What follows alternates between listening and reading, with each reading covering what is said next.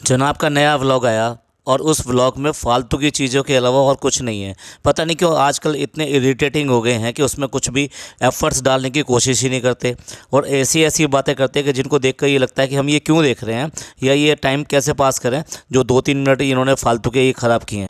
आज की चर्चा में आपका स्वागत है। तो सीधे आते हैं इस टॉपिक पर। स्टार्टिंग में मैडम जो है कुछ खा रही हैं और खाने के साथ साथ जो है अपने पता नहीं क्या कर रही है, और उसके बाद में वो आके पूछता है कि भाई क्या कर रही हो। तो बड़े इरिटेटिंग वे में ये कहती है कि मैं जो है औरतों वाली बात कर रही हो। मतलब क्या औरतों वाली बात कर रही हो भाई, कुछ पता तो चले, कुछ पता तो चले। दोनों आपस में ऐसे ऐसे करते हैं, चाय के ऊपर इस तरह की बातें करते हैं, फिर उसके बाद में इस तरह हंसते हैं, मुंह बनाते हैं। मतलब कहीं से भी एंटरटेनिंग नहीं लग रहा, ऐसे लगता है कि बिल्कुल इरिटेट कर रहे हैं। और देखा नहीं जा रहा इनकी फालतू की बकवास और फालतू की ये स्क्रिप्टेड, मतलब ना तो उसकी हंसी में हंसी है और ना उसके जो है एक्ट में एक्ट है कि भाई हाँ ऐसे करके दिखाते हैं, वैसे करके दिखाते हैं। पूरी तरह से इरिटेट करते हैं, दोनों के दोनों मिलकर इरिटेट करते हैं। और ऊपर से नॉइज़ देखो, इतनी नॉइज़ आ रही है जिस टाइम ये व्लॉग शूट कर रहे हैं। ये मतलब दूसरों को क्या बेवकूफ़ समझते हैं? आप क्या कर रहे हो उससे उनको मतलब नहीं है, आप क्या दिखा रहे हो उससे मतलब है। और उतना नॉइज़ के साथ में जो कहते हो, जो कर रहे हो, वो भी ठीक से कई बार समझ में नहीं आता, क्योंकि मैडम को तो कई बार दौरा पड़ता है ना अपने आप से बात करने का। तो इतना लो वॉइस में बोलती है कि कई बार पता ही नहीं चलता कि कहना क्या चाहती है। डेली फ्राइड खाने के तो ये चैंपियन हो गए हैं। मतलब अगर ये कोई अवार्ड देना हो तो इनको दे सकते हो कि भैया आओ आके देखो, ये डेली की डेली एक ही तेल में जो 3-3 4-4 दिन तल कर वही सब चीज़ें खाते रहते हैं और करते रहते हैं। ऐसे ही जुनैद ने देखा है, और जुनैद ने जो है ना बहुत सारा सामान जो इनके यहाँ भेज दिया कि लो ये भी फ्राई करो, ये भी फ्राई करो और ये भी खाओ। क्या तुम लोग जो है रोज़ की रोज़ गुलगुले तल के बैठ जाते हो, पकौड़े तल के बैठ जाते हो? इसके अलावा तुम्हारे पास कुछ है नहीं है, रोज़ की रोज़ वही बनाना है और वही खाना है और वही अफ्तियारी दिखानी है। मतलब कुल मिला के ये है, वो भी शायद देख देख के बोर हो गया होगा कि अगर इनके व्लॉग देखो तो फिर यही चीज़ दिखाई देती है रोज़ की रोज़ ही। भाई एक चीज़ के रिपीटेशन के लिए हद है। अब एज़ यूजुअल जनाब का एक ही बहाना रहता है, पहले कभी के बच्चे ने नहीं बनाने दिया उनको व्लॉग, और अब आज की डेट में कहते हैं कि मूड नहीं था। भैया मूड नहीं था तो मत बनाओ ना, क्या ज़रूरत है? कौन आपके आके आपको कह रहा है कि नहीं आपने व्लॉग नहीं बनाया? आप 10 दिन तक भी व्लॉग नहीं डालते तब भी कोई किसी का खाना गड़बड़ नहीं होता, सबकी लाइफ बढ़िया तरीके से चल रही होती है। जब आप व्लॉग नहीं बनाते थे तब भी चलती थी और आज भी चलती है। तो उनकी लोगों की चिंता छोड़ दो कि भैया आपके मूड से उनका ऐसा नहीं है कि दिन अच्छा नहीं निकलेगा या कोई दिन का काम नहीं बनेगा। और फिर ये मूड क्या होता है भैया? जो लोग काम करने जाते हैं वो जाते हैं, वो मूड से नहीं जाते। जब उनको काम करना है तो करना है, सुबह ही उठते हैं, अपने तैयार होते हैं और अपने काम के लिए पहुंच जाते हैं। तो ये थोड़ा ना कि आज मूड नहीं है तो चलो आज काम पे नहीं जाते हैं, आज ऐसा नहीं करते हैं। और दोनों का पता ही नहीं चलता बहन भाइयों का, एक का मूड नहीं रहता और दूसरों को बिना बात जो रोना आ रहा है, रोना आ रहा है, रोना आ रहा है। ये क्या होता है? कभी कोई बिना बात रोता भी है कोई? अब क्योंकि आपका रोंदू चेहरा दिखाई दे रहा है तो उसको छुपाने के लिए है कि उसके पीछे की वजह क्या है, क्या घर के अंदर गड़बड़ चल रही है, उसको आप जो है नया नाम दे रहे हो कि भैया आज जो है रोंदू, मतलब ये है कि रोना आ रहा है बिना बात के, पता नहीं क्यों ऐसा होता है, मेरी आंखें ऐसी हो गई हैं और मेरी आंखें लाल हो गई हैं, मेरी आंखें सूज रही हैं, मेरा जो चेहरे पर ब्लॉटिंग आ रही है। दोनों बहन भाई के साथ में अजीब अजीब हरकतें इन दोनों के साथ में ही होनी है। इरिटेटिंग मैडम भी जो है ना वो भी कम नहीं है। वो कह रही है कि जो आप इस समय जो अगर तुम नहीं भी हो ना तो मेरे पास सर खाने के लिए ना वो बच्चा है। वो बच्चा वाकई में बहुत परेशान रहता होगा जब उसके ऊपर चढ़ जाती होगी और अपनी लाफ्टर हंसी का जो अटैक उसके ऊपर दिखाती होगी। उसके बाद में फिर फालतू की आवाज़ें निकाल निकाल के, अजीब अजीब सी आवाज़ें निकाल निकाल के दोनों के दोनों उस बच्चे को ऐसा लगता है बिल्कुल डराने पे रहते हैं। बिल्कुल वो उसका रिएक्शन जो अलग ही होता है, वो बिल्कुल रिस्पॉन्ड नहीं करता है। जबकि हमारे एक व्यूअर ने लिखा भी है कि वो प्री मैच्योर है इसलिए उसकी जो ग्रोथ है ना वो स्लो है। ऐसा कुछ नहीं होता। प्री मैच्योर जो होता है वो सिर्फ इसके लिए होता है, क्या होता है कि 7 मंथ से पहले ही बॉडी पार्ट सारे के सारे कंप्लीट हो जाते हैं। अब वो जैसे सिर्फ मैच्योरिटी पे आते हैं, मतलब उसका वेट बढ़ता है और ये सारी चीज़ें जो ना मैच्योरिटी पे आती हैं, उसके बाद में बच्चे का बर्थ हो जाता है। तो जो प्री मैच्योर जो होते हैं ना उनका वेट और साइज़ में फ़र्क आता है कि वो इतनी जल्दी इतनी ग्रोथ नहीं ले पाते, क्योंकि वो 1 महीना या इस से कम या इससे ज़्यादा टाइम में वो पैदा हो जाते हैं तो उसे प्री मैच्योर कहते हैं। तो इसलिए वो जो पीरियड होता है ना, वो उसको कवर अप करने के लिए उसको इसीलिए नर्सरी वगैरह में रखकर और वो जो फीडिंग है, फीडिंग को मैनिपुलेट करके ये सब चीज़ें मैनेज की जाती हैं। पर बच्चे की दिमाग और उसकी शक्तियों पे कहीं कोई ऐसा फ़र्क नहीं पड़ता। और उसके बाद में जब वो घर पर आ जाता है तो उसको 1-2 महीने में ही वो अपनी ग्रोथ ले लेता है। अब आप देख सकते हो उसकी इस बच्चे की जो ग्रोथ है ना, मतलब हेल्थ है, वो बिल्कुल ठीक दिखाई देती है। लेकिन ये बात ज़रूर है, रिस्पॉन्ड जो है वो उतना ज़्यादा नहीं करता जो इस एज के बच्चे करते हैं। तो उसमें भी कोई बड़ी बात नहीं है, प्री मैच्योर हो या ना हो, कुछ बच्चे जो है ना लेट रिस्पॉन्ड करते हैं। तो ऐसे ही जो है लगता है ये बच्चा है, क्योंकि अभी तक सिर्फ ये क्रॉल करने तक आया है, जबकि ये जो कंडीशन है, इस कंडीशन में बच्चा बिल्कुल फ्रीली बैठना शुरू कर देते हैं।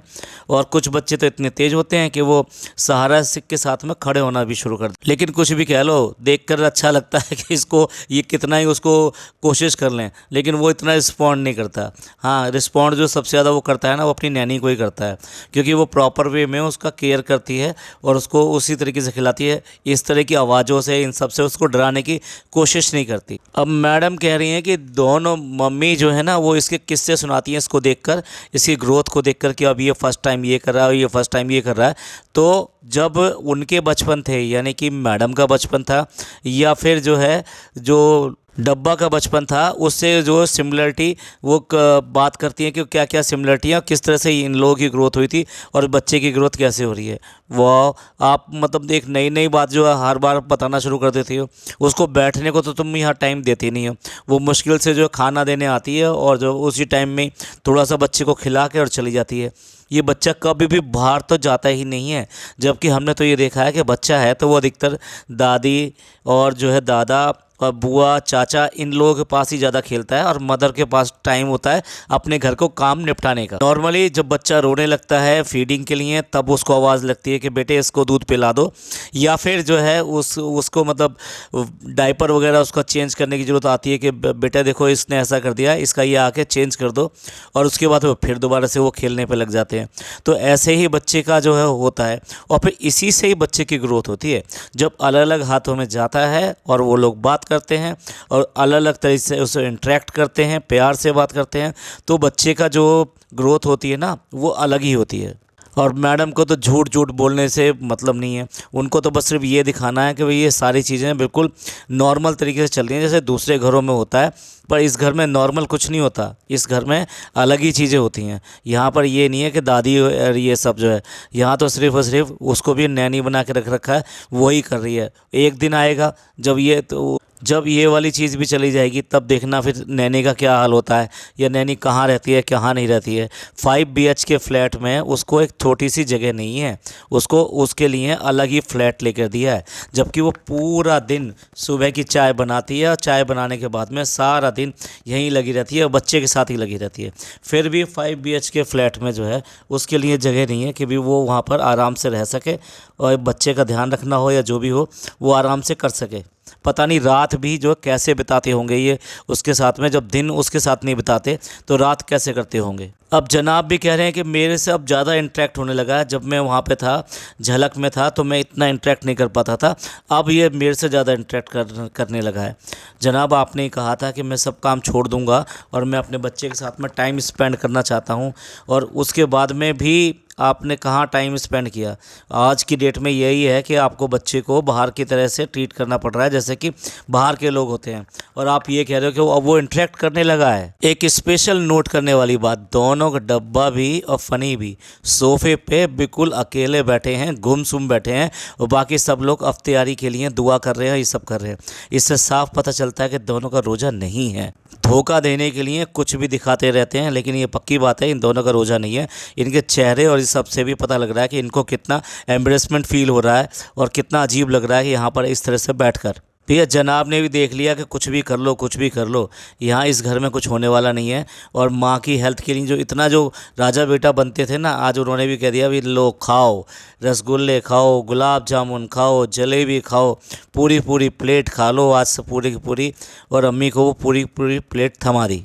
ये हेल्थ की ये सिर्फ बात ही करते हैं। और अब जनाब ने भी ना पल्ला झाड़ लिया, ऐसा लगता है कि वहाँ क्या हो रहा है, उस घर में क्या नहीं हो रहा है, किसको क्या करना है, वो सबसे पल्ला झाड़ लिया है। डब्बा इतनी तेज़ी से चल रही है, इतनी तेज़ी से चल रही है कि अब आज की डेट में जो है जनाब ने भी अपने पैर पीछे खींच लिए।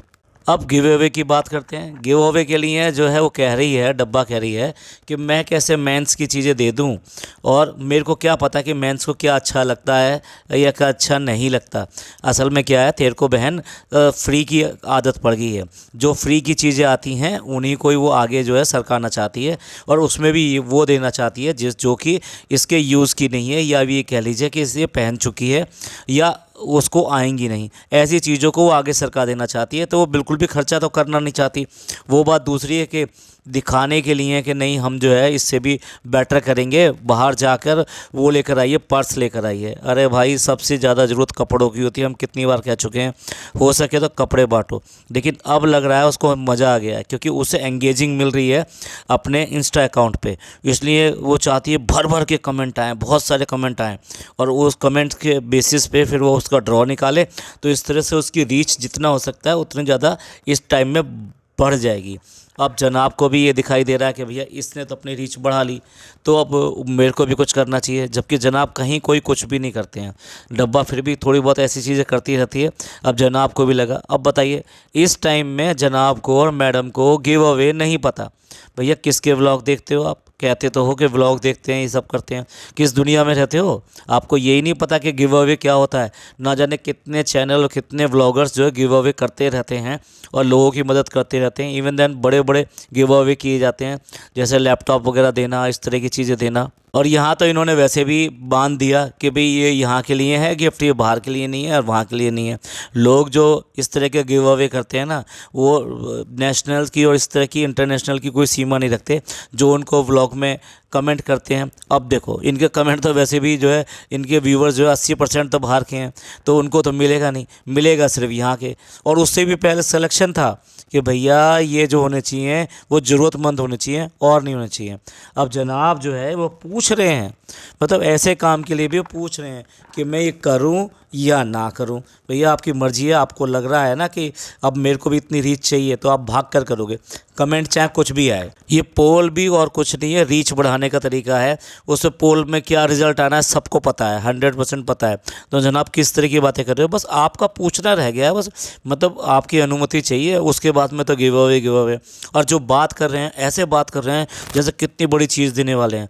जो बाइक आपकी जो खड़ी रहती है उसे देने वाले हो क्या? तो अब जल्दी ही जो है इनके भी गिव अवे देखेंगे, और गिव अवे क्या देते हैं ये भी ज़रा देखेंगे कि मतलब इन दोनों का ही दिल तो है नहीं, मतलब दिल से छूटता नहीं है। कंजूस नंबर 1 है, फ्री के चक्कर में हमेशा रहते हैं। चलिए एंड करते हैं इस पॉडकास्ट को। ये पॉडकास्ट आपको अच्छा लगा हो तो प्लीज़ लाइक कीजिए, सब्सक्राइब कीजिए और शेयर कीजिए। खुश रहिए, अपने लोगों का ख्याल रखिए। थैंक यू, धन्यवाद, शुक्रिया।